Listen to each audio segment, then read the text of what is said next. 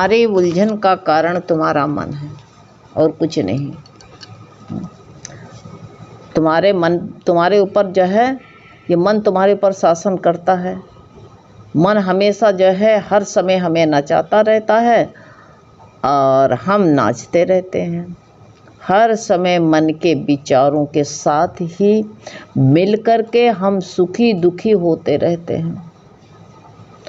मन का काम है कि छोटी बातों को बड़ी करके दिखाना और पुरानी बातों को दोहराना। छोटी छोटी बातें होती नहीं है, वो पहाड़ करके दिखाता है। और जो पुराना गुजर गया है, कोई की बात होती है उसको हटा नहीं पाते हो, इसीलिए उलझन है। पुरानी बातें खुद को, उसने हमको ऐसा कहा, हमारे साथ में ऐसा उसने हम गलत किया है। अरे छोड़ो ना, हटाओ। जब पुराने कपड़ा नहीं पहनते हो तो पुरानी बात क्यों करते हो? सड़ा गुला पुराना खाना खाओगे? नहीं खाओगे ना। बस ये ऐसे जब कुछ वो नहीं, सड़ा गुला नहीं खाते हो, पुराने कपड़ा नहीं पहनते हो, पुरानी बात को भी छोड़ो, हटाओ उसको। मान लो उससे तुम माफ़ी मांगने नहीं जाते, कोई बात नहीं, लेकिन खुद तो शांत रहो। टेंशन में उलझन में तो मत आओ। उलझन में आओगे तो क्या उसमें से लाभ क्या निकलेगा? तमाम बीमारियों को पाल लोगे। बीमारियों को पाल करके जाओ हॉस्पिटल की दौड़ लगाओ। जब उलझते हो तो उलझन से भी क्या होगा? उलझन का कारण यही मन है हमारा। हमेशा हमको जो है बेकार की बातें बताता रहता है। पुराने हमारे जो है सब ख्यालों को दोहराया करता है। इस मन की जो है चालाकी को समझ नहीं पाते हो तुम। समझो ना, समझ नहीं पाते हो और इसके चक्कर में आ करके सुखी दुखी होते रहते हो। इसी के चक्कर में मन के आकर के टेंशन में आते हो, उलझते रहते हो। और क्या, ये जो है गलत ही बताएगा। नकारात्मक जो है विचार हमारी जो है सारी शक्ति को खो देता है। ये जो गलत टेंशन जो होती है हमारे शरीर को नर्वस करके गिरा देती है। टेंशन में इंसान को जो कितने बीमारियां हो जाती हैं बताओ तुम। हाई ब्लड प्रेशर क्यों होता है? टेंशन से होता है ना। और काहे से होता है? ये हम जो है ये प्रेशर बिगड़ता है इसका तो वही टेंशन से, चाहे हाई हो चाहे लो हो, तो टेंशन हो जाता है। टेंशन है हमारी उलझन का कारण। जो टेंशन ये मन के साथ में लगे हुए नकारात्मक विचारों को, हमारी सारी जितनी नकारात्मक बातें होती हैं हमारी शक्ति को सारा खोखला कर देते हैं। और हमको कमज़ोर भी हो जाते हैं। इसलिए गुरु कहते हैं कि हमेशा सकारात्मक अच्छे विचार सोचो, गलत विचार मत आने दो, गलत विचार को हटाओ। नो एंट्री का बोर्ड लगा लो, बिल्कुल जो है अपने अंदर आने ही न दो। सोचो और मन में आने वाले सारे जितने नकारात्मक जो है विचारों को नहीं, हमको जो है नहीं अपनाना है, नहीं लेना है ना। विचारों को नहीं करना है, मैं उसको जो अपने पास रखना ही नहीं, फेंक दो ना, लौटार दो। हैं कोई चीज़ कोई बेचने आता है तो तुम नहीं लेना होता तो क्या कहते हो? भाई हमें नहीं लेना है। ऐसे विचार जो है मन दिखाता है नेगेटिव बातें, तो इसको जो है नहीं लेना है। ऐसे विचार आगे आगे आगे बढ़ाओ उनको। मुझसे इससे नहीं मिलना है तुरंत ही। तो ऐसे जब गुरु हमारे जो है, जब गुरु जब मिलते हैं हमें, तो हमारे जो है ये हमारी जड़ शरीर और चेतन आत्मा की पहचान करवाते हैं, और कोई करवाता नहीं है। तब नहीं उलझन होते। ये पहचान दे करके आत्मा में हमारी जो है सारी स्थिति का अनुभव करा करके शरीर की कैद से हमें गुरु ही मुक्त कराते हैं। ये सोच जाना। मन की कैद कहते हैं, आत्मज्ञान से ही हमें जो है इसकी कैद से मुक्ति मिलती है, और कोई से मुक्ति नहीं मिल सकती। जब तक आत्मज्ञान नहीं होगा तब तक इससे मुक्त नहीं हो सकते, फंसे रहेंगे इसी कैद में। गुरु ही मुक्ति दिलाता है, गुरु मुक्ति मिलती है। आज दिन तक का संसार में किसी ने हमें ये नहीं बताया कि तुम जो है मन के कारण उलझे हुए हो, मन से दुखी हुए हो, तुम मन की कैद से कैसे मुक्त होगे, कुछ नहीं। ये सीख गुरु ने बताई। गुरु ने बताया कि जीवन में सब जो है ये आते हैं, हमें जो है मन की जो जितने जीवन में आते हैं, दुख आते हैं, सुख आते हैं, ये हमारे ऊपर हावी होते हैं, उठते फुरनाए उठते हैं, सब हमारे विचारों के कारण होता है। मानुष का अर्थ है कि मन का ईश्वर, पर हम तो हो गए हैं इस समय मन के गुलामी करते हैं, मन के गुलाम हो गए हैं। ये मन जो होता है ना, गुलामी कराता रहता है, तभी जो है ये मन जालिम हमारे ऊपर शासन करता रहता है। तो कोई भी विचार ये आए मन के अंदर तो जाने मत दो, तभी तो तुम्हारी उलझन खत्म हो जाएगी है। और ये साफ साफ कह दो हमको उलझन से मिलना ही नहीं है। क्या गीता नहीं है घर में? भगवान का भजन नहीं है? भजन करो, साध संगत हुए। अब तो कोरोना भी नहीं है, वहाँ निकल जाओ, नहीं तो ये मोबाइल खोल करके बैठो, ऊंची बात सुनो हैं। तो इसलिए जो है उधर मिलने ना जाओ। नहीं, जब मिलोगे तभी जो है तुमको जो है ये फंसाएगा और क्या करेगा। तो अच्छे विचार होना चाहिए, अच्छे विचारों से मिलो ही नहीं, अच्छे विचारों से अपने को संभालो, तभी टेंशन नहीं आएगी। नहीं तो ये उलझते फिरोगे और क्या होगा। तो जो सद्गुरु मिलते हैं तो वही समझाते हैं, वही कहा ना, वो ख़त्म कर दे, ना मैं ही रहा ना मेरा रहा, गुरु मिलने से झगड़ा ख़त्म हो गया। भाई गुरु ये भी बताते हैं कि सवेरे जो कैद में बंद रहते हो, वही विचारों में ख्यालों में व्यस्त रहते हो, उसी में जो है पड़े रहते हो। अपने मन को बदलने के लिए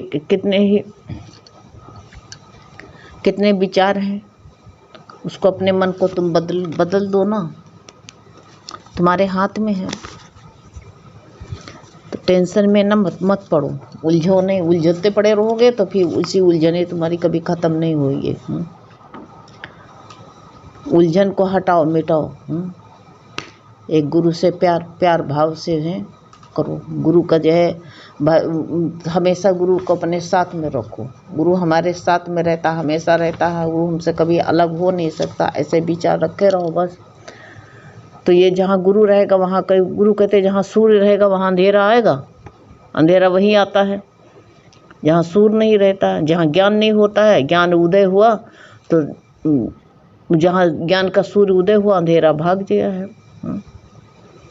तो इसलिए जो है हटाओ सब गलत विचारों को, गलत मत आने दो अपने अंदर। तो दुखी होते रहते हो, इसके क्या है, अपने ऊपर जो है थोप लेते हो, इसीलिए दुखी सुखी होते रहते हो।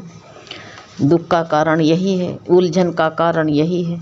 जब तक उलझन रहेगी, दुख सुख तो आने जाने वाले हैं, आते रहते और जाते रहते हैं। इंसान दुखी सुखी होता है।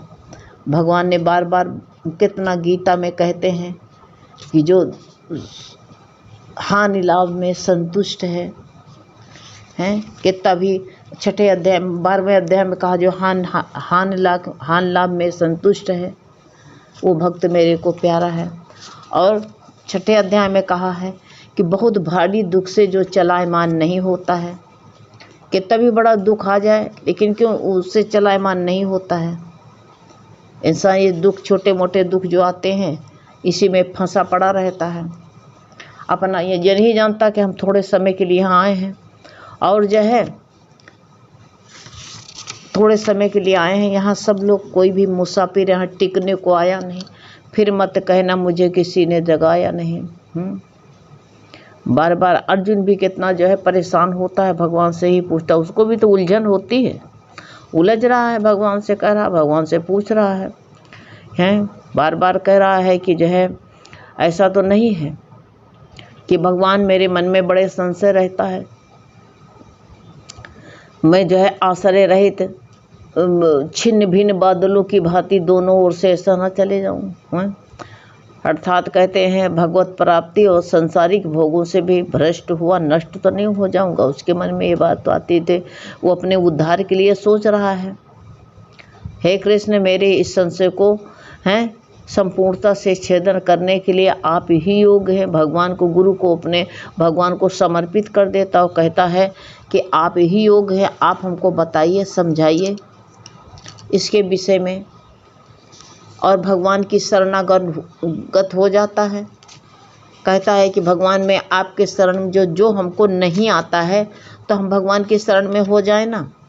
भगवान से कहता है कि प्रभु हम आपके शरण में हूँ, आप हमको यही बताइए कि मेरा कल्याण कैसे होगा। मैं आपके शरण में आया हूँ, आपका शिष्य हूँ, मुझे उपदेश दीजिए।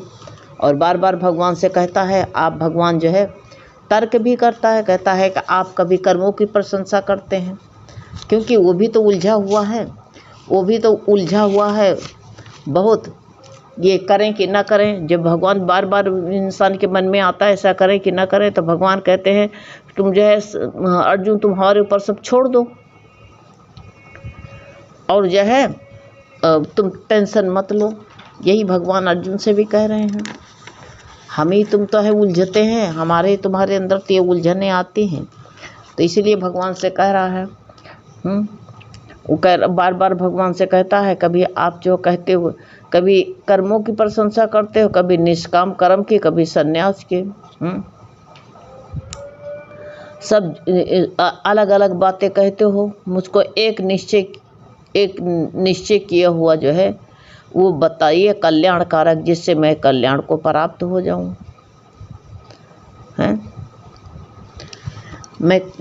मेरा कल्याण हो। जो अपना कल्याण चाहता तो कल्याण की बात पूछता है, और जो संसार की बात में मन लगाता है वो संसार की बात पूछता है। तो इसलिए अब हमको क्या चाहिए, हम अपने विचार करें ना, हमारे अंदर बुद्धि है कि नहीं है, हमको विचार करना चाहिए इस बात में। तो भगवान दोनों को बताते हैं, कहते हैं निष्काम कर्म योगी जो होता है, समत ममत बुद्धि रहित, ममता नहीं रहता। हमको टेंशन होती कहीं न कहीं ममता है। केवल कहते हैं इंद्रियां, मन, बुद्धि और शरीर द्वारा भी आसक्ति को त्याग करके अंतःकरण की शुद्धि के लिए कर्म करता है। ये 5वें अध्याय का 11वां श्लोक यही है कि वो बताया सी, देखो ममता कहीं नहीं रखता है। उलझन जहाँ ममता होती वो हमसे उल्टा चलते, तुरंत उलझन होती है। और अपने कोई संसार के कार्य इसलिए करो, कोई हमको वाहवाही देगा इसलिए भी मत करो। संसार के कार्य व्यवहार हमको इसलिए करना है कि हमको कर्तव्य समझ करके करो, लोक हितार्थ के लिए, कि सबका हित हो। हम कर्म करेंगे तो उसको देख के सब लोग करेंगे, लड़का बच्चा भी करेंगे देख के। तुम्हारे सात्विक विचार हैं तो बच्चों के भी सात्विक विचार होते हैं। जिसके माता पिता धर्मात्मा होते हैं वो धर्म बच्चों को भी दे करके जाते हैं, और जो नास्तिक भाव वाले होते हैं वही संस्कार बच्चों के अंदर भी पड़ते हैं। इसलिए उलझन का कारण यही होता है। अच्छाई अपनाएंगे तो आज हमको टेढ़ी रास्ता जरूर लग रही है, लेकिन अच्छाई जो होती है वो हमारे लिए फलदायक होती है। भले से संघर्ष करना पड़ता है, भले से कठिनाई दिखाती है, उसमें कोई बात नहीं, लेकिन मार्ग सत्ताई का जो होता है मंजिल तक पहुंचने के लिए, गंतव्य तक पहुंचने के लिए सत्य का ही मार्ग है। और तो यहाँ सब जितने मार्ग हैं सब अधबिच तक का है।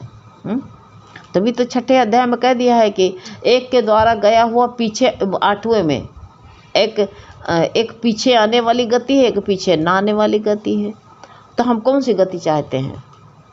पीछे आए फिर टेंशन में पड़े फिर उलझें, तो हमको टेंशन यही होगी। जैसे आज टेंशन में बता रहे हो कि हमारी टेंशन का कारण क्या है, तो हमारा मन इधर उधर डोलता है।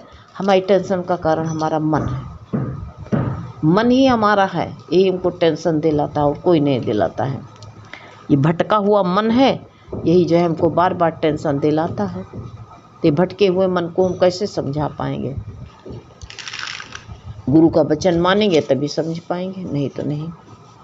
अब मान लो अभी सवेरा है, नहीं तो समय तो निकल जाएगा बिना बताए ही निकल गया, आज का सवेरा गया, ज़िंदगी में से कट गया, इसलिए टेंशन तो होएगी ही होएगी।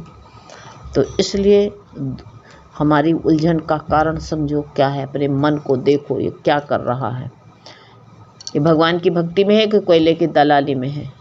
मन को समझाओ, मन जब समझ जाएगा तो अपने आप ही जो है सब काम पूरा हो जाएगा। हरि